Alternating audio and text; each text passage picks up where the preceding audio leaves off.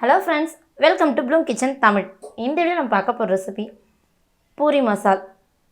Restaurant ஸ்டைல்ல சிம்பிளா டேஸ்டா எப்படி பண்றதுன்னு ரொம்ப சிம்பிள்.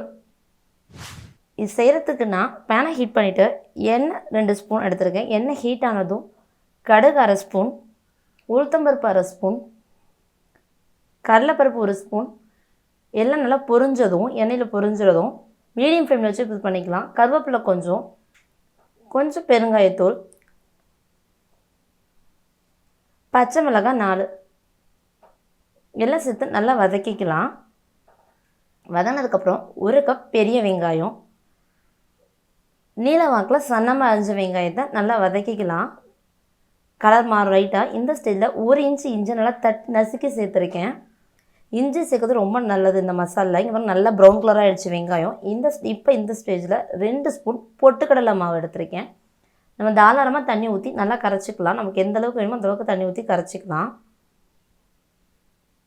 பொட்டுக்கடலை மாவுலாம் கடலை மாவு சேர்த்துக்கலாம். ஆனால் பொட்டுக்கடலையோட டேஸ்ட் ரொம்ப சூப்பராக இருக்கும் இந்த பூரி மசாலுக்கு. இதுக்கப்புறம் தண்ணி தேவையான அளவு தண்ணி சேர்த்துக்கலாம். கொஞ்சம் நல்லா கொதித்து வரட்டும். பொட்டுக்கடலையோட பச்சை வாசனை போகிறதுக்காக நல்லா கொதிச்சிருச்சு. இப்போ மஞ்சத்தூள் 1 சிட்டிகை சேர்த்துக்கலாம்.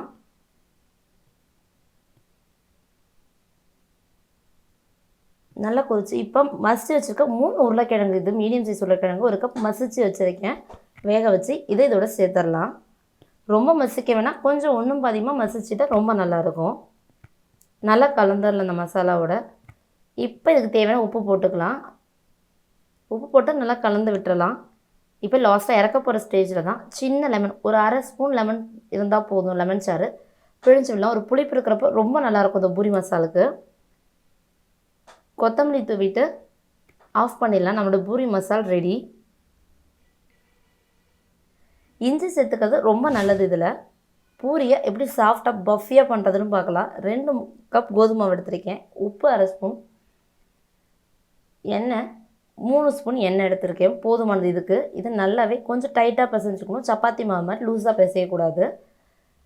நம்ம எண்ணெயை சுட வச்சுட்டு மாவு பிசைஞ்சிக்கலாம். செஞ்ச உடனே பூரி செஞ்சிடலாம். சப்பாத்திக்கு மாவு ஊறணும், பூரிக்கு ஊறவே தேவையில்லை. மாவு பிசைஞ்ச உடனே உருட்டி நம்ம சப்பாத்தி பூரி செஞ்சிடலாம். இங்கே பாருங்க நல்லா டைட்டாகவே பிசைஞ்சிக்கணும். ரொம்ப லூஸ் வேண்டாம். சப்பாத்தி மாதிரி ரொம்ப மாவு காயாமல் இருக்க மேலே லைட்டாக எண்ணெய் அப்ளை பண்ணிக்கலாம். ஒரு 1/2 ஸ்பூன் கிட்ட இது பண்ணி நமக்கு எந்த அளவுக்கு தேவையோ அந்த அளவுக்கு உருட்டிக்கலாம்.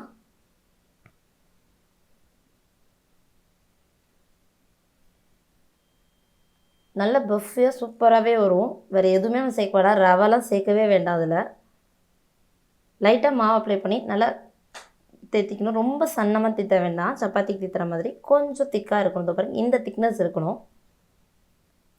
எண்ணெய் நல்லா சுட்டுருச்சு. இப்போ வச்சு எண்ணெயில் போட்டுடலாம். மீடியம் ஃப்ளேமில் வச்சுக்கலாம்.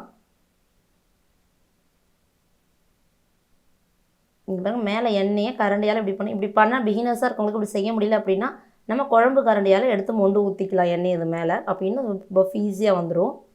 இங்கே பாருங்கள் எவ்வளோ கோல்டன் ப்ரௌனில் அழகாக வந்துருச்சு பூரி. பார்க்கும்போதே சாப்பிடணுன்னு தோணுதுங்க. பூரி மசாலோட வச்சு சாப்பிட்றப்ப பூரி சூப்பர். காலை பிரேக்ஃபாஸ்ட்டுக்கு அப்படி இருக்கும். இஞ்சி சேர்த்துக்கிறதுனால நம்ம பூரிக்கு எண்ணெயில் எடுக்கிறதுனால லைட்டாக எல்லாருக்கும் இதுவாக இருக்கும், டைஜஸ்ட் ஆகாது அப்படிலாம் ஃபீல் பண்ணுவாங்க. அதுக்காக தான் நம்ம இஞ்சி சேர்த்துக்கிறோம். இஞ்சி சேர்த்துக்கிறது ரொம்ப நல்லது. இதில் இஞ்சி லெமன் இதெல்லாம் வித்தியாசமாக ரெஸ்டாரண்ட் ஸ்டைலில் இது பண்ணுறது ட்ரை பண்ணி பாருங்கள். தேங்க்ஸ் ஃபார் வாட்சிங்.